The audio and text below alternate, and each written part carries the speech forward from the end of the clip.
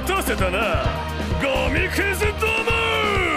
روند ادامه داره. وانو فوق‌العاده است. علاوه بر اینکه بهترین صحنه‌های اکشن رو داره، یکی از دیوونه کننده ترین بازگشت‌های داستانی هم نشون میده که مدت‌ها تو هیچ اثر طولانی ندیده بودن. خب میرسیم به بخش دومی حماسه عظیم از شوگون‌ها، سامورایی‌ها و اسماعیل‌ها. اینجا باز ببینه و این یه داستان تراژیک، قدرتمند و فوق‌العاده وانو پرده دوم تقدیم شما. خب در قسمت قبلی انواع ساختارهای روایی بررسی کردم، از ساختار 3 پرده‌ای مدرن گرفته تا ساختار 5 پرده‌ای کلاسیک، اما چیزی که بیشتر بهش پرداختم نوع ژاپنی یعنی ساختار 5 پرده‌ای به نام جوکیو بود. در این ساختار روایت آهسته شروع میشه، بعد به تدریج و روان شتاب میگیره تا به اوج پرسرعت خودش برسه.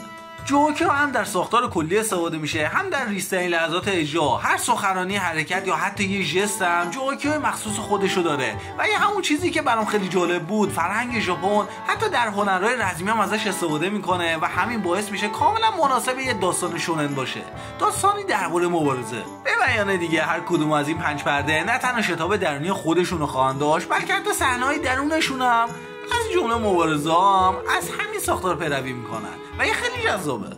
راستش من واقعا میخواستم ببینم آیا اودا این سطح از انسجام پایبندی به این شیوه داستانگویی رو هم تو کارش اعمال کرده یا نه. و راستش تو پرده اول با وجود اینکه شاهد معرفی‌های متعدد، شخصیت‌های تازه، گره‌های داستانی جدید و کلی چیز دیگه بودیم، بازم میشد دید که اودا در جزئیات کوچیک و صحنه‌های پراکنده هم از همین ساختار جوکیو پیروی کرده. لوفی میاد کنار سال و شروع به گشت و گذار میکنه که میشه جو یا همون آغازش، بعد وارد یه درگیری کوچیک با موجودات میشه ها یعنی شتابش، و در نهایت خیلی سریع دشمن‌ها رو شکست میده و همه چیز با یه نتیجه گیری سریع و پر انرژی تموم میکنه که میشه کیو. این الگوی جریان در صحنه‌ها و گفتگوها در سراسر پرده اول دیده میشه، مخصوصا در مبارزه نهایی که به عنوان یک نمونه مستقل از جو، ها و کیو عمل میکنه و هم به عنوان یک اوج سریع برای کل پرده اول. در هر صورت با همه اینا، بعد از خوندن پرده اول که به نظرم فوق‌العاده بود و یه استاندارد خیلی قوی برای ادامه پرده ها تعیین می‌کرد، پرده دوم خیلی برای من یکی هیجان انگیز بود. چپتر 925 وقتی وارد داستان میشیم، اولین الگویی که توجه منو جلب کرد این بود که هر از شنگایی بین پرده ها یه میان پرده کوتاه داریم که اتفاقای دنیای بیرون از وانو رو تو 1 یا 2 چپتر نشون میده و بعد دوباره به خود وانو برمیگرده. مثلا درست قبل از شروع پرده اول یه نگاه کوتاه به سفر نکوماموشی داشتیم برای جذب ماروکو از اعضای سابق خدمه ریسفید. اون صحنه خیلی غم انگیز بود، مخصوصا وقتی ماروکو پیامی ناشناخته برای لوفی داشت. اما در این میان پرده تازه چیز خیلی هیجان انگیزتری اتفاق میفته. میهوک در حالی که مثل یه پیرمرد بد اخلاق روزنامه میخونه، ما متوجه میشیم که گیکوموریا هنوز زنده است و داره با یه ارتش زامبی به سمت خدمه ریسیا میره. و این تازه جالب‌ترین بخشش هم نیست، قدرت نامری شدن از آبوسالوم گرفته شده و به یه نفر دیگه داده شده. یادتونه این آدما همون از ایمپل داون؟ آره، حالا اون این میوه داره، پس اوضاع اصلا خوب نیست. و اگه این کافی نباشه، انقلابیانی که دیدیم در رویری داشتن آماده یک مأموریت بزرگ می‌شدن، حالا به ماریجوهای مقدس نفوذ کردن تا کوما رو نجات بدن. و جالب‌تر اینه که همین الان دارن با فوجیتورو دریا سالار جدید یعنی ریوکوگو مبارزه میکنن. به نظر میرسه که جهان بیرون از خط اصلی داستان در آتش آشوبی بزرگ غرق شده که در مقایسه با شرایط فعلی قهرمانای ما در وانوی بسته چندان مطلوب به نظر نمیرسه. اما چیزی که این چپتر رو بر من ویژه میکنه اینه که هر بار که از رویدادهای داخل وانو فاصله میگیریم و نگاهی به بیرون میندازیم، اتفاقی حتی بزرگتر و وخیم‌تر رخ میده. و از همین مهمتر اینه که هیچ گونه خبری از دنیای بیرون به دست لوفی همراهانش در وانو نمیرسه. این موضوع حسی القا میکنه که گویی در حالی که اونا درگیر مبارزات خود در این سرزمین بستن، حادثه عظیم در جهان در حال وقوعه. زمانی که اونا مأموریت آزادسازی وانو رو به پایان برسونن و دوباره با جهان بیرون ارتباط برقرار کنن، تازه متوجه فاجعه یا رخدادی بزرگتر خواهند شد که بیدرنگ نیازمند توجه اوناست. یه نمونه کلاسیکه از اینکه چگونه شخصیت‌ها و رویدادها جهت حرکت داستان رو تعیین می‌کنن. هدفشون آزادسازی وانوست و درست پس از تحقق این هدف به پیامدهای وقایع جهانی پی خواهند برد. همین جمع باعث میشه مطالعه بخش‌های میان پرده‌ای برای من خیلی هیجان انگیز باشه. و حالا میرسیم به چپترهای 926، 27 و 28. خب اینجا وارد محتوای اصلی پرده دوم میشیم. دو نکته کلیدی رو من مد نظر داشت. این بخش نخستین ها در ساختار جوکیوه، مرحله‌ای که عمدتاً بر توسعه داستان و شخصیت‌ها متمرکزه. در آغاز کم پیش میره اما خیلی زود به اوج و نقطه عطف خودش میرسه، نقطه‌ای که در چارچوب همین پرده بسته میشه. با این توضیح پرده دوم با صحنه نمایشی گشوده میشه و بلافاصله زمینه‌هایی برای رویدادهای آینده هم فراهم میکنه. نمونهش زمانی که به اتومو گفته میشه قدرتش بسیار چشمگیره و حقیقت هم همینه. اما پرسش اینه که این توانایی دقیقاً چه جایگاهی در آینده داستان خواهد داشت. در خود پرده دوم نقش چندان برجسته ایفا نمیکنه، با اینکه پیشتر نشون داده بود میتونه موجودات یا حتی انسان‌های قوی‌تر از خودش رو تحت فرمان خودش در بیاره. تا کجا میتونه این مسیر منطقی رو ادامه بده؟ هیچ ایده‌ای نمیتونیم داشته باشیم، نه؟ در این بخش شاهد جزئیات و لایه‌های روایی ارزشمندی هستیم، از جمله شخصیت آشورا که پیوندی با محافظای سامورایی خاندان کوزوکی داره. اون با دیدگاه تلخ و پرخشم معرفی میشه، کسی که 20 سال در انتظار بوده و به وقت نیاز بهش کمک نشده. در خلال این پرده با اون بیشتر آشنا میشیم، به ویژه زمانی که ما رو به گورستانی بزرگ میبرد که هنوز اونو هم آزار میده. تمرکز اصلی این چپترها بر دو خط داستانیه. یکی بخش مربوط به زندان که لوفی در اون حضور داره و دیگری هم طرح انقلابی‌های خدمه کلاه اسیریا. این طرح هم خودش به دو بخش تقسیم میشه. اول زورو که درست در حین نشستن کنار بقیه گم میشه، انگار کسی در اتوبوس کنار شما نشسته باشه و ناگهان وسط راه غیبش بزنه. این سطح از ناتوانی در با گروه بودن هم فقط از زورو برمیاد و همین خیلی خنده داره. اما بقیه خدمه کلاه اسیریا همچنان با هم موندن و مشغول جمع‌آوری نیرو برای انقلابی هستن که به زودی آغاز میشه. و اینجاست که اهمیت نقش روبین به عنوان یک گیشه که در ویدیو اول بهش اشاره کردم خودش رو نشون میده. اون به ضیافتی بزرگ در کاخ شوگون دعوت میشه، موقعیتی ایدال برای جمع‌آوری اطلاعات. اما همینجا هم برای اولین بار شخصیت به نام کوموروساکی آشنا میشیم، زنی که گفته میشه زیباترین زن در وانوس. یکی از جزئیات فری اما جذاب برای من نحوه پرداخت به این دو شخصیت بود، کوموروساکی و شوگون. هر دو اهمیت زیادی دارن اما به شیوه کاملا متفاوت. از میان اونا بیشتر به شوگون علاقه پیدا کردم، به ویژه وقتی که سایه‌ها و تصاویری که از اون به نمایش در میاد که پر از اژدها یا ماره. در این میان موقعیت لوفی برام حکم اسارت دلنشین از پیچیدگی‌های داستان رو داشت. برای من بیشترین بخش طنز و سرگرمی این پرده هم از همین قسمت سرچشمه میگیره. تاکید می‌کنم به این معنا نیست که سایر بخش‌ها جذابیت ندارن، برعکس بسیار سرگرم کنندن، اما من طرفدار صحنه‌های کوچیک و محدودم چون خلاقیت زیادی رو میطلبه. نمونه بارز شابطه جدید و جالب میان لوفی و کیده، هر دو بی وقفه کار میکنن و در عوض مقدار غذا دریافت میکنن که از نظر فیزیکی باور کردنی نیست. اما شاید بهترین رابطه جدید این پرده برای من میان لوفی و پیرمرد کوچیک به نام هیو باشه. اون به شدت در رنج و تنگناست و لوفی هم کمک میکنه تا غذای مورد نیازش رو به دست بیاره و حتی در مواقعی از اون محافظت میکنه. این موضوع برای من فقط به دلیل جنبه احساسی دلنشینش ارزشمند نیست، بلکه به خاطر اونه که زمینه‌ساز رخدادی بسیار بزرگتر در ادامه داستان میشه و همه اینو برمیگرده به اینکه لوفی چه کسیه. راستی رایزو هم اینجاست، اون همراه لوفیه و ادعا میکنه در حال تدارک نقشه‌ای برای فرار دادن لوفی از زندانه. همین خط داستانی کوچیک در این نقطه ارتباطی بسیار مهم و غیرمنتظره با داستان اصلی برقرار میکنه، ارتباطی که واقعا انتظارشو نداشتم اما بعداً بهش میپردازم. بخش پایین این چپترها به معرفی شخصیت کوموروساکی اختصاص داره، یه اویرال یعنی فاحشه سطح بالا که گفته میشه بسیار زیباست و این چنین هم است. اما اون چیزی که اونو جالب‌تر میکنه ارتباط ضمنیش با موموناسکه و احتمالاً خواهر گم شده‌اش هیوریه. اونم در کنار اینکه اون زندگی خودشو با فریب و سوء استفاده از دیگران ساخته. از جنبه طنزآمیزش بگم که تو مانگا بارها هنگام خوندن واقعا آدم نمیدونه کوموروساکی داره میبینه یا روبینو، چون بدون تفاوت رنگی این دو شخصیت از نظر ظاهری خیلی شبیه هم. چپترهای 929 30 و 31 این چپترها با معرفی شخصیتی به نام میناتومو آغاز میشه و یه نکته بامزه رو باید یادآوری کنم. یادتونه تو چپتر اول چه اتفاقی افتاد؟ یه شخصی به نام هیگومه وارد میخونه میشه و در این حین درو میشکنه، اما وقتی از ساختمون بیرون میره یه خطای روایی رخ میده و در سالم نشون داده میشه. در شکست دوباره در جاش قرار گرفته. ممکنه بگی خب این فقط یه خطای روایی از حدود 1000 چپتر قبل دیگه، خب چیکارش کنیم؟ اما ببینید در ابتدای هر فصل اودا بخشی به نام گوشه پرسش و پاسخ داره و در اون به سوالای طرفدارا جواب میده. یکی از این پرسش‌ها دقیقاً درباره همین ناهماهنگی در چپتر اول بوده. پاسخ اودا این بود: این کار آقای میناتوموی نجار بود و حتی یه تصویر کوچیک هم کنارش کشید. حالا این جواب واضحاً فقط یه شوخی گذرا بود، اما آیا اون طراحی کوچیک بر شما آشنا به نظر نمیاد؟ با آدم آشنا باشه، چون همون طراحی همون نام خانوادگی نجاریه که در همین فصل معرفی میشه. من عاشق چنین جزئیاتی هستم چون نشون میده که اودا چه حافظه عجیب و دیوانه‌واری داره، چه برای نکات کلیدی مهم داستان، چه برای چیزهای کوچیک و بی‌اهمیت و حتی بیهوده مثل این. اما در نقطه مقابل این شوخی ما با چیز بسیار جدی‌تر روبرو میشیم. در چپترهای پیشین اشاره به هویت شوگون وانو و ظاهرش شده بود. این بار هم دوباره اونو می‌بینیم، اونم در حالی که در یک گفتگوی کوتاه به فردی شلیک میکنه. این شخصیت عادی نیست، بلکه یکی از اعضای CP0. درست شنیدی. شوگون اهمیتی نمیده که اونا نماینده مدافع اجرای آسمانی ان یا اینکه کل نیروی دریایی پشت اون ایستاده. دلیلش هم اینه که اعتماد به نفسش از پشتیبانی کایدو میاد. اون نه از اجرای آسمانی ترسی داره، نه از نیروی دریایی. اون بر خودش جزیره مستقل داره و درست بعد از این سرانجام معرفی میشه. شوگون اوروچی در احاطه‌ای از ثروت، زنان و انبوهی از عذاب. نمایشی که در صفحه معرفی اون می‌بینیم فوق‌العاده است. ابتدا محل حضورش نشون میده، سپس نما عقب میره تا ویرانه‌ها، زمین‌های خشک‌شده ببینیم که همگی نتیجه کار اون و کارخونه‌هاشه.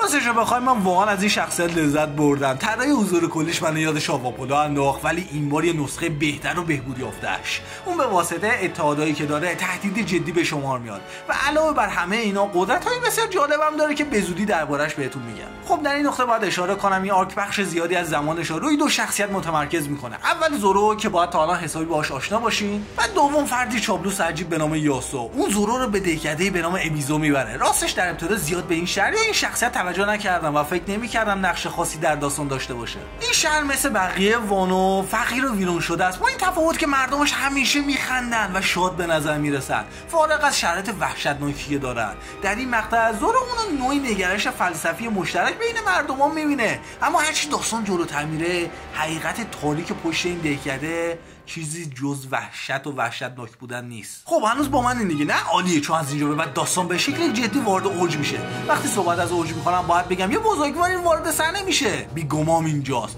و اون حسابی خشمگینه. اون بلافاصله تلاش میکنه با کشتیش و کپورای قولپیکر از آبشارهای وانو بالا بره. با این حال طبیعتا کایدو میخواست بیگمان از قلمش دور بمونه، برای همین یکی از زیردستاشو فرستاد تا قضیه رو جمع کنه و اونم خیلی موثر عمل کرد. نکته جالب اینجاست اگه کاتاکوری روی کشتی حضور داشت شاید میتونست با توانایی دیدن آیندهش و حمله رو پیش بینی و دفع کنه و حتی ممکن بود موفق بشه از آبشار هم بالا بره. این خودش یه جزئیات خیلی باحال و همچنین یه تداوم داستانی عالی بعد از آرک هولوکیک آیلند محسوب میشه. در هر صورت بیگمان توی دریا میفته بدون اینکه حتی اعضای گروهش بدونن کجاست. برای کسی که میوه شیطانی خورده این فوق‌العاده خطرناکه و در عمل حکم مرگ داده. راستش رو بخواین تو این پرده کلی اتفاق میفته. الان که دارم نگاه میکنم واقعا جزئیات زیادی است که باید پوشش داده بشه. مثلا اصلا فرصت نکردم به درگیری کوچیکی اشاره کنم که اعضای کلو اسیریا برای دفاع از یه دختر کوچولوی همیشه خندون به اسم اوتاکو داشتن، در حالی که دنبال جمع کردن نیرو برای شورش بودن. اونا هم تقریبا 5000 نفر نیاز دارن و هنوز خیلی از اون عدد دورن. اما بخش جالب اینجا بود که تو همین درگیری سونجی بالاخره لباس جرما که خانواده‌اش بهش داده بود استفاده کرد. این لباس فوق‌العاده بود، باعث میشه هر جا که بخواد ناوری بشه و در کنارش همه تواناییش هم تقویت میشه. البته من ترجیح میدم کل قضیه هیز بازیش از هم تیمیاش تو هم عمومی و نادیره بگیرم. چرا باید همچین قدرت خفنی با همچین شوخی سطحی خودخواهانه‌ای خراب کنی؟ از اون طرف روبینم توی جشن دنبال پونگونیف میگرده و درست همین موقع بیگمان با موج به ساحل نزدیک چوپار، کیکو، مومو و اتوما پرت میشه. ولی نکته عجیب اینه که حافظه‌اش از دست داده. شوخی به کنار، راستش نمیدونم چه حسی به این دارم. میدونم برای اینکه یه داستان درست پیش بره مخاطب باید مقدار غیر منطقی بودن رو قبول کنه. توی پرده اول قبول کردم که لوفی به تنهایی به ساحل پرتاب شد. حالا هم میتونم قبول کنم بیگمان همینطور باشه. شاید یه جریان خاصی توی دریا است کی میدونه. ولی اینکه بیگمان یهو فراموشی بگیره در حالی که هیچ وقت قبلش سابقه نداشته و دقیقاً تنها شرایطی که میتونه باعث بشه مدتی با کلاه اسیریا همراه بشه همینه. خیلی طبیعی به نظر نمیاد، بیشتر شبیه این که اودا داره چیزی زورکی توی جایی که جا نمیره جا میده. اونقدر این برام عجیب بود که کل مدتی که با چوپار و بقیه بود ته دلم حس کردم داره نقش بازی میکنه تا زیر رادار بمونه، ولی خب معلوم شد واقعیه. با این حال به عنوان یه ابزار روایی فوق‌العاده عمل میکنه. اون عملا مثل یه بمب ساعتیه، هیچ کس نمیدونه که یهو یادش میاد کلاه اسیریا کی هستن، ولی وقتی یادش بیاد مطمئنا اتفاق بزرگی میفته. چپترهای 932 تا 937 تو این چند تا چپتر سه خط داستانی مهم بود که واقعا توجهمو جلب کردم و ازشون لذت بردم. اولی مربوط به ضیافت شوگون اوروچی بود. توی مهمونی روبین توسط یه مش از افراد شوگون شناسایی میشه. البته وقتی میگم یه مش منظورم یه عالم است، ولی اون با قدرت کلوناش فرار میکنه که همیشه منو غافلگیر میکنه. به خاطر این اتفاق در نهایت نامی هم مجبور میشه وارد عمل بشه. اما جالب ترین بخش زمانی رخ میده که اوتوکو کوچولو شوگون اوروچی رو عصبانی میکنه و کوموروساکی مجبور میشه برای دفاع ازش مقابل اوروچی بیسته. اون تو یه سیلی به اوروچی میزنه. شخصیت کوموروساکی واقعا آدمو غافلگیر میکنه. یه جا داره مردا رو فریب میده و تمام دارایی‌هاشون رو میگیره و یه جا دیگه بدون هیچ ترسی از یه دختر کوچولو دفاع میکنه. این تضاد شخصیتی خیلی جذابه و روی صفحه که قدرت‌های وحشتناک اوروچی به نمایش گذاشته میشه فوق‌العاده تاثیرگذار در میاد. اوروچی واقعا ترسناکه ولی کوموروساکی هیچ وقت زیر بار خواسته‌اش نمیره و این خیلی باحاله. اما درست بعد از این حرکت شجاعانه کیوشورو ضربه‌ای به کوموروساکی میزنه و همه رو شوکه میکنه. درست همون موقع نامی وارد میشه و در لحظه حساس با استفاده از زئوس تمام قدرت رعد و برق رو روی کاخ خالی میکنه. این صحنه واقعا یه پنل درخشان و پر از عظمت و قدرت بود. در کل تا اینجای آرک اتفاقا بیشتر منفی بودن. انگار همه نقشه‌ها یا به بنبست میخورن یا دارن از هم میپاشن. حتی وضعیت لوفی و هیو توی زندان داره بدتر میشه، مخصوصا وقتی هیو دوباره توسط نگهبانا مجازات میشه و خب لوفی هم مثل همیشه میدونی چیکار میکنه دیگه. این بخشا برای من جز بهترین لحظات این پرده بودن چون خیلی صمیمی و دلنشینن. لوفی بلیط‌های غذای خودشو با پیرمرد گرسنه شریک میشه. پیرمرد به خاطر داشتنشون به دردسر میافته و لوفی ازش دفاع میکنه. داستان خیلی ساده است اما یه نکته خیلی مهم اینجا آشکار میشه. این پیرمرد قبلا نفوذ بزرگی روی مردم وانو داشته. و جالب‌تر این که بیشتر آدمایی که توی زندونن به خاطر جرم‌های علیه شوگون فعلی اونجا گیر افتادن. یعنی در واقع تمام نیروهایی که شورش بهشون نیاز داره همینجا جمع شدن. خودشون هنوز نمیدونن ولی دشمن عملا کاپیتان کلاه اسیریا رو توی همون جای گذاشته که باید باشه تا نقشه عملی بشه. البته که خود لوفی هم خبر نداره. همونطور که گفتم روند داستان این پرده طوریه که شرایط مدام بدتر و بدتر میشه و درست وقتی فکر میکنین دیگه لوفی توی وضعیت بدتری نمیتونه باشه دستبنداشو برمیدارن و به جاش یه قلاده انفجاری به گردنش میبندن. قلاده‌ای که اگه اون یا هیو از رینگ سومو بیرون میافتن یا بیهوش بشن سرشون رو قطع میکنه. اما طبیعتا لوفی اصلا جا نمیزنه، برعکس این موقعیت خطرناک و فرصتی برای قوی‌تر شدن میبینه. میدونه هنوز نمیتونه کایدو رو شکست بده و چرا از این فرصت به عنوان تمرین استفاده نکنه. و حالا میرسیم به یکی از بخش‌های برجسته این پرده، چیزی که مطمئنا خیلیاتون منتظر بودین، برخورد زورو توی برف با این نفر که قصد دزدیدن شمشیراشو داشت. این بخش خیلی قشنگ با یه فلش بک به آرک سیریلر بارک شروع میشه، جایی که زورو با ریومو افسانه وانو مبارزه کرد. این بار هم سر یه شمشیر درگیر میشه اما درست همین موقع دو خط داستانی به هم میرسن، زورو و کوموروساکی زخمی که همراه اوتوکو فراریه. من عاشق این بخش شدم، نه به خاطر اینکه نکته روایی خارق‌العاده‌ای داشته باشه بلکه چون بالاخره زورو فرصتی برای درخشیدن پیدا کرده. مدت زیادی که اون معمولا درگیر چیزایی میشه که لوفی وقتشو نداره و البته تو اون نقش فوق‌العاده عمل کرده، ولی خیلی خوبه که بالاخره داستان این نقش جدا برای خودش بهش میده، اونم در حالی که حالا با خط داستانی کوموروساکی پیوند میخوره. خب اوضاع وقتی بدتر میشه که شخصیت دیگه وارد داستان میشه، یه مجرم از پایتخت گل به نام هیتو چیز کامازو. بذاریم بگم جدا از این که فوق‌العاده قدرتمنده، نقشش در این داستان خیلی مهمتر از چیزی که در حال حاضر به نظر میاد. نقطه برجسته شخصی من تو این نبرد تغییر مداوم تمرکز زوروه، اینکه مدام باید بین چند تهدید جابجا باشه در حالی که همزمان تلاش میکنه از یه زن و کودک دفاع کنه. این عمل باعث میشه بیشتر با زورو ارتباط بگیرم و ارزش کاراشو بهتر درک کنم، ولی هرچی نبرد ادامه پیدا میکنه به نظر میرسه شرایط برای اون بیش از حد سنگین شده.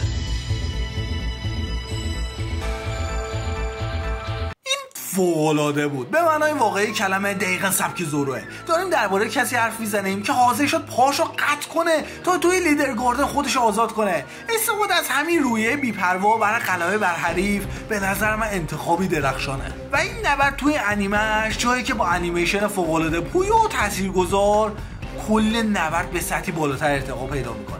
اما حالا که زورو به شدت زخمی شده و تنها دو شمشیرم در اختیار داره و با نزدیک شدن نبرد اصلی در روزهای پیش رو شرایط اصلا برای این شمشیرزن یه چشم خوب به نظر نمیرسه، به ویژه که نیروی اوروچی کم کم به نقشه‌های شورش و پیام‌های مخفی پی بردن. همه چیز داره اشتباه پیش میره.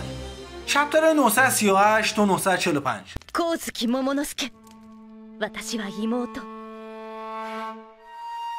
日和と申します。من اوایل این نظریه داشتم، اونم اینه که توکی مادر هیوری مومونوسکه در واقع همون کیکوه. دلیلش هم نحوه صحبت کردن اون و متفاوت بودنش نسبت به بقیه بود. از اون جایی که هیوری هم در ابتدا مرده پنداشته میشد ولی در نهایت معلوم شد که زنده است، فکر کردم شاید توکی هم زنده باشه که اصلا ولش کن. برگردیم به کوماروساکی ادعا میکنه که خواهر موموه. اون میگه که اجازه نداشت همراه اونا به آینده بره، چون به نقل قول از خودش اگه برای یکی از ما اتفاقی میافتاد خون کوزیکی همچنان زنده میمون. راستش مطمئن نیستم این توجیه قانع کننده باشه.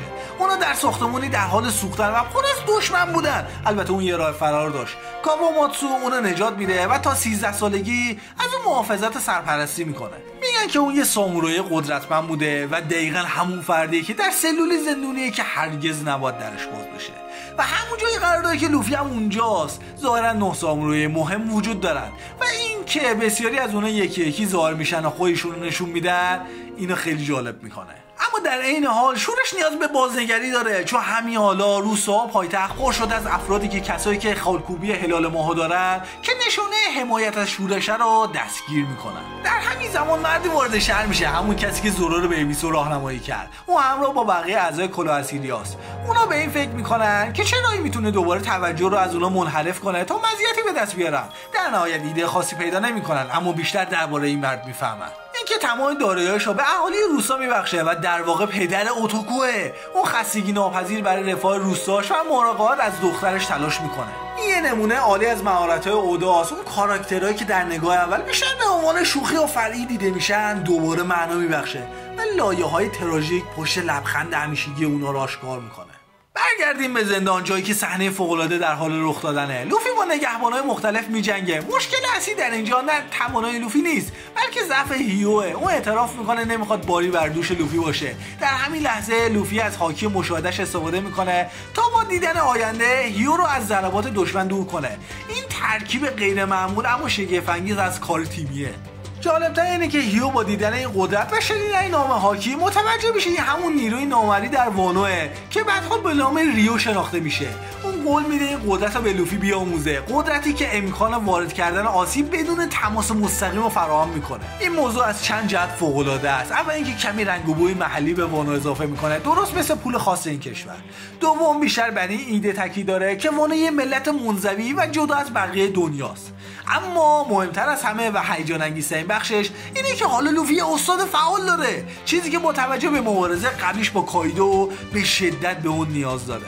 در ادامه میبینیم که لوفی به راحتی با نگهبان کنار میاد و همزمان تلاش میکنه هاکی پیشرفتش هم یاد بگیره. این قالب بسیار جالب و تازه برای به دست آوردن قدرت‌ها در وان پیس. در گذشته بسیاری از تقویت‌های لوفی پشت صحنه اتفاق میافتاد و بعداً در داستان توضیح داده میشد. برخلاف بسیاری از سری‌های دیگه مثل دراگون بال، وان پیس معمولاً نشون دادن مبارزات تمرینی اجتناب میکرد. البته استثناءایی هم وجود داره، مخصوصاً در زمان تایم اسکیپ.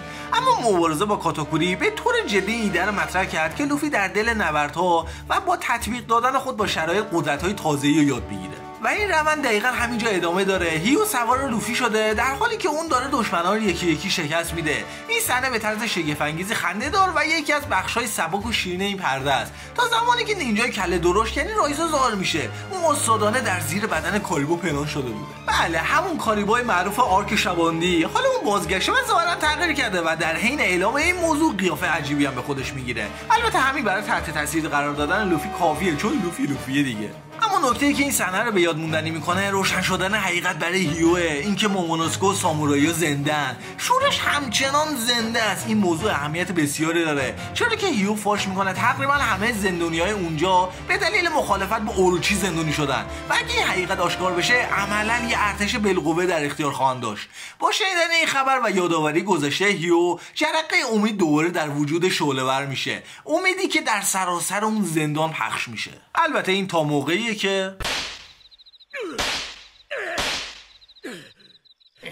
به نظر میرسه در وانا شادی چندان پایدار نیست. در حالی که خبرهای خوش تو زندان اودو منتشر میشه، در پایتخت اوروچی بالاخره به اوشیمیتسو کوزو دست یافته و قصد داره اون همزمان با مراسم خاکسپاری کوماروساکی اعدامش کنه. در همین زمان بروک در برخورد با زورو، هیوری و اوتوکو فاش میکنه که کوزو در حقیقت کسی نیست جز تونایاسو، همون مرد خوشخنده و نیکوکار روستای ابیسو. توکو که برای جان پدرش وحشت زده است، با سرعتی باور نکردنی به سمت پایتخت میره و دیگران هم دنبال اون روانه میشن. این ابزار ساده اما هوشمندانه است برای سوق دادن همه به یک نقطه و متمرکز کردن داستان، در حالی که تنش شخصی و عمیق هم معرفی میکنه. آیا توکو به موقع میرسه؟ علاوه بر این اعدام به صورت عمومی در سراسر کشور پخش میشه و گروهی که به تازگی از گذشته یاسو در ابیسو آگاه شدن با وحشت به تماشا نشستن. اما شوک اصلی زمانیه که کانجورو و شینوبو متوجه میشن تونو یاسو در واقع یاسو ارباب هاکوما و همرزم قدیمی اودنه. الان شرایط نمیتونه بحرانی تر از این باشه. هیچ یک از قهرمانا به اندازه کافی نزدیک نیستن و تنها میتونن نظاره‌گر باشن. وضعیت کاملا ناامید کننده است، اما یاسو همین چیزو میدونه و با این وجود آماده مواجهه. اون یکی از تاثیرگذارترین سخنرانی‌های کل آرک هم میکنه. در سرزمینی که مردمش به شدت تحت ستم و از حاکمان خودش هراسونن، یاسو با وجود شرایط مرگبارش استوار میسته. اون اوروچی رو به طور مستقیم خطاب قرار میده و روش ظالمانه اونو در نابودی کشوری به زیبایی وانو رو محکوم میکنه. بدون هیچ تردیدی اوروچی رو یه آفت خطاب میکنه. در یکی از احساساتی ترین و قهرمانانه ترین دروغای کل سری، یاسو مسئولیت نماد قیامو بر عهده میگیره و ادعا میکنه این چیزی جز یه شوخی نبوده. این حرکت از دو جهت نابغه واره. اول شورش رو دوباره از خطر نجات میده و برای اونا یه برتری تاکتیکی ایجاد میکنه. دوم اوروچی رو به شکل باور نکردنی تحقیر میکنه و حیثیت اونو نابود میکنه. وقتی اوروچی آماده میشه تا ضربه نهایی وارد کنه، یاسو یه بار دیگه اونو تحقیر میکنه و جملاتی بر زبون میاره که مستقیما قلب اوروچی هدف میگیره. مردی با چنین حقارتی هرگز در زندگیش نخواهد توانست اودن رو واقعا در خود ببلعه. اوروچی اسلحه‌شو بر یاسو نشونه میده و رگباری از گلوله یاسو رو سوراخ میکنه و درست در همین لحظه توگو سر میرسه و با فریادای ناامیدانش پدرش رو صدا میزنه. اون چه در ادامه رخ میده یکی از شوکه کننده ترین لحظات کل وان پیسه. این صحنه یکی از هولناک‌ترین و در این حال استادانه ترین لحظات کل وان پیس به شمار میره. دقیقاً مطابق با بخش‌ها از ساختار نمایش کابوکی، جایی که وقایع با صورتی شتابناک اوج میگیرن. سخنان یاسو در حکم جرقه‌ای هستن که فیتیله نبرد رو روشن میکنه و افشای بعدی تنها شعله‌های اونو افزایش میده. زیر بار اندوه، هیورو و شینوبو راز شهر ابیسو رو فاش میکنن. لبخندهای ساکنان این شهر چیزی جز ماسک نیست. اینا حاصل میوه‌های اسمایلن، میوه‌ای که با تنها 10% شانس موفقیت دارن که اگه تو شکست بخوری توانایی ابراز غم یا خشم از مصرف کننده میگیره و تنها خنده اجباری بر چهرهشون باقی میذارن. و در یک پیچش تراژیک دیگه آشکار میشه که اوروچی این میوه‌های معیوب رو به ساکنان گرسنه ابیسو داده، نه برای هدفی خاص بلکه صرفا از سر لذت روانپریشانه خودش. البته بیرحمی در وان پیس چیز تازه‌ای نیست، اما این افشا به جرئت تکون دهنده ترین و آزار دهنده ترین لحظه کل سریه. ایده این که هیچ وقت نتونی اندوه تو ابراز کنی وحشت آوره. گیر افتادن پشت لبخندی دروغین به وضوح با تجربه بسیاری از انسان‌ها همزاد پنداری میشه. این دقیقاً همون خنده جوکر در دنیای بتمنه، چیزی جز روانپریشی بی‌وقفه نیست. اوروچی شاید کینه توسترین شخصیت در کل وان پیس باشه، یه هیولای تمام عیار. تا اینجا تونسته بودم خودمو کنترل کنم، اما اوتوکو منو شکست. اون بر بالین پدر جانباخته‌اش افتاد با اشکی که زیر خنده اجباری پنهون شده بود و التماس میکرد که دوباره زنده شه. بطری دارویی بیرون کشید و با امید کودکانه گفت این اونو درمان میکنه. اودو واقعا یه استاده. اینکه یه شوخی کوچیک با اسوب در آغاز این آرک بکاره و سپس همون رو به ابزاری بر شکنجه خواننده و حتی خود اسوب بدل کنه، شخصیتی که مرگ مادرش از بیماری تجربه کرده بود سطحی تازه از نابغه بودن بیرحمانه رو نشون میده. در این زمان اوروچی متوجه اوتوکو میشه و به سمت شلیک میکنه و در یکی از خفن‌ترین صحنه‌های دیدار دوباره تا به امروز، زورو و سانجی برای نجات اون سر میرسن. برای اولین بار از زمان آرک درست روزا این دو دوباره در کنار هم قرار میگیرن و واقعا صحنه فوق‌العاده‌ای رو تشکیل میدن. بعد از این شاهد هرج و مرج خودجوشیم، جایی که تمام اعضای حاضر کلاه اسیریا تلاش میکنن اوتوکو رو نجات بدن و جسد پدر تازه درگذشته‌ش رو برگردونن تا اون رو شایسته به خاک بسپارن. اینجا اکشن‌های فوق‌العاده‌ای داره، از جمله زورو که تمام توانش رو به کار میگیره تا ظالم بیرحمی مثل اوروچی از میون برداره. با این حال حمله دو شمشیر اون توسط کیوشورو دفع میشه، شخصیتی که واقعا ترسناکه و به شکل افراطی به محافظت از اوروچی وفادار مونده. خوشبختانه با وجود این موانع اونا موفق به فرار میشن، اما درست همون لحظه که این بخش رو به پایانه، لوفی با شرایط خودش درگیره. کسی به در اردوگاه زندان اودون میکوبه. این همون عنصر غیر قابل پیش بینی که قبلا درباره حضور بیگ مام گفتم. همونطور که بیشتر اشاره شد، لوفی نمیتونه از محوطه حلقه امنیتی خارج بشه چون قلادش منفجر میشه و حالا بیگ مام در حال نابود کردن کل منطقه است. اما اما همونطور که میدونید الماس‌ها زیر فشار شدید ساخته میشن و هیچ فشاری بالاتر از این نیست. هنگامی که لوفی و هیو از کف صحنه به بیرون از محوطه پرتاب میشن، ناگهان لوفی سرشار از خاکی میشه. این لحظه بی‌نهایت خفنه، اما برای من یه پرسش اساسی به جا میذاره. ما تا کنون شکل‌های پیشرفته هاکی تسلیحاتی و هاکی مشاهده رو دیدیم. پس شکل پیشرفته هاکی پادشاهی مطلق چگونه خواهد بود؟ با توجه به اینکه افراد بسیار کمی اصول این قدرت رو در اختیار دارن، پیدا کردن استادی برای آموزش سخت‌تر از اون چیزیه که فکر می‌کنیم. اما اگه فکر می‌کنید صحنه همینجا تمام بشه سخت‌تر اشتباهه، چرا که کوین به طور اتفاقی حافظه بیگمامو با این ضربه محکم به سرش برمیگردونه و زمانی که بیگمام بیهوش میشه اونو با زنجیرهای سنگین از سنگ دریا به طور کامل میبندن. صادقانه بگم احتیاطی که اونا در به دام انداختن یه یونکوی دریا به خرج میدن واقعا خنده‌دار بود. این امپراتورها حقیقتا نیروی شبیه طبیعت هست. در میان هرج و مرج ناشی از حضور بیگمام، کاواماتسو درست به موقع از سلولش آزاد میشه، چون لحظاتی بعد موجی از گلوله‌های طاعون به سوی جمعیت زندانی‌ها شلیک میشه تا شورش رو سرکوب کنن. تصاویر این صحنه حقیقتا وحشتناکه. بیشتر این زندانی‌ها تنها به این دلیل اونجان که با مسیر روانپریشان‌ها دیکتاتوری که این شوگون ظالم بر کشور بزرگشون تحمیل کرده مخالفت کردن.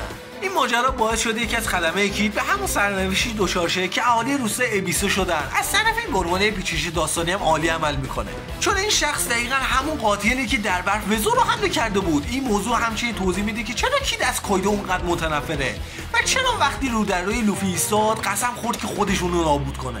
اما هیچ کاری نمیشه کرد، چون همه تصمیم مرگ بر اثر این طاعون شدن و اینجاست که لوفی قدم پیش میذاره. لوفی به معنای واقعی کلمه یه رهبر ذاتیه. اون هرگز خودشو بالاتر یا پایین‌تر از دیگران نمیبینه و در تضاد کامل با شوگون اوروچی تصمیم میگیره با الگو بودن رهبری کنه. اون عملاً خودشو به طاعون آلوده میکنه تا زندانیان تحریک و رویشون رو بالا ببره. من این سخنرانی رو به دلایل زیادی دوست دارم، اما مهمتر از همه اینه که اودا یه بار دیگه فرصت پیدا میکنه تا نشون بده دقیقاً چه چیزیه که باعث میشه ما لوفی رو به عنوان یه شخصیت دوست داشته باشیم. این صحنه همشه یکی از خفن‌ترین دیالوگای لوفی در کل سریو داره. نگاه کنین لوفی جلو خرطوم این مرد فیلمانند رو میگیره تا نتونه یه گلوله دیگه شلیک کنه. پیش از اون که گلوله شلیک شه اون خرطومو گره میزنه و با خونسردی میگه همین الان یه آینده خیلی بد دیدم. این دیالوگ واقعا فوق‌العاده و به شدت ترسناک. خوشبختانه چوپار و بقیه کسایی که همراه بیگمام سفر میکردن اونجا هستن تا به لوفی که توانش رو داره دست میده کمک کنن. اما درست در همون زمان مومونوسکه در برابر همه افراد زندانی دیده میشه و همین باعث میشه نیروی تازه در دل زندانیان برای مبارزه زنده شه. اونا حالا چیزی برای جنگیدن دارن. بخش بعد این آرک شامل رویدادهای مختلفی که روزها را تا قیام بزرگ شمارش میکنه. در این میان شاهد صحنه‌های بسیار سرگرم کننده هم هستیم، مثل گفتگوهای پرتنش بیگمام و کایدو که به تشکیل یه اتحاد ختم میشه، اما با تصویری عجیب از موجودات عظیم الجثه سایه‌واری که فقط به عنوان نامبرز معرفی میشن. نمیدونیم دقیقاً چه یا چه کسایی هستن، اما میدونم برای جشنواره آتش به صحنه خواهند اومد. همچنین صحنه‌های جالب میان لو و هاوکینز وجود داره، جایی که هاوکینز در برابر شمشیر لو قرار میگیره. هاوکینز توضیح میده چرا دیگه در اتحاد با کیت نیست و میگه پیوستن به کایدو تنها گزینه اون بوده. من اینو برای لو هم میبینم، چیزی که لو در همین آرک داره باش دست و پنجه نرم میکنه. اینی که به وزیر لوفی و کایدو قراره بجنگه و باید انتخاب کنه که طرف کدوم وایسه. کلاه سیری و لو حتی بیشتر هم با هم درگیر شدن و توانایی خدمه اون زیر سوال رفته. تازه این بجز استرس وحشتناکی که اون همیشه اطراف لوفی داره، الان لو برای من شبیه یه کارت وحشیه، هرچند خیلی بعید میدونم در لحظه حساس به لوفی خیانت کنه. و درست در پایان شپتر 955 بدترین اتفاق رخ میده. اوروچی اطلاعات تازه و لو رفته‌ای درباره قیام و محل شروع اون دریافت میکنه. در پنل‌ها اینطور القا میشه که لو خودش این اطلاعات رو به شوگون داده، اما به نظر من این بیشتر جنبه گمراه کننده داره. بخش زیادی از مقدمه پایان این پرده بر موفقیت در جذب نیروهای مختلف از شورشی برای تقویت ارتششون تمرکز داره. همینطور تمرین‌های لوفی و پرداختن به جزئیات برنامه حمله. در این مسیر ما گذشته کسایی می‌بینیم که شمشیر زورو رو گرفته بودن و همچنین مکان مخفیگاهی که پر از سلاحی است که در انقلاب مورد استفاده قرار خواهند گرفت. این سلاح توسط یه روباه روحانن محافظت میشد و تصویر پردازی این روباه حقیقتا خیلی زیباست و به خوبی با نمادگرایی ژاپنی درباره روباها هماهنگی داره. اما شاید مهمتر از همه اینه که زوره شمشیری تازه به دست میاره و نه هر شمشیری. این شمشیر متعلق به خود اودنه و هیوری اونو به زورو میده. زورو وقتی سعی میکنه از اون استفاده کنه نزدیک کل دستش دست بده. این شمشیر به طرز باور نکردنی قدرتمنده و زورو مصممه که اونو رام میکنه، چون تنها زخمی که کایدو تا الان خورده از همین شمشیر بوده. و این گونه پرده دوم به پایان میرسه. چه پیشرفت شگفت‌انگیزی برای تمام رویدادهایی که در پرده اول پایه‌گذاری شده بود. به پایان این ویدیو رسیدیم. امیدوارم ازش لذت برده باشید. اگه تا اینجا ویدیو رو داری میبینی دکمه لایک رو فراموش نکن. خب اینجا باز ببین بود و من ممنونم که منو تا اینجا همراهی کردین. تا ویدیو بعدی، خدا نگهدار.